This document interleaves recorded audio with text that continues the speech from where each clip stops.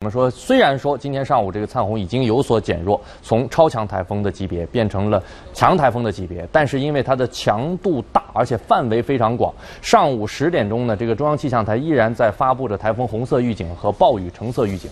我们来看一下刚才说的这样一个大块头啊，灿红它是怎么样的？其实它是从6月30号就开始生成，到目前它在海上已经生存了11天。按照这个台风的寿命来看，它算比较长寿的了。那么预计登陆以后还会维持一段时间，生命周期会达到2周。另外呢，灿红在台风当中个头是很大的，它的东西南北方向的这个螺旋云带覆盖的直径达到了1500到2000公里左右。这样一个距离意味着什么？相当于从北京到广州这样的距离。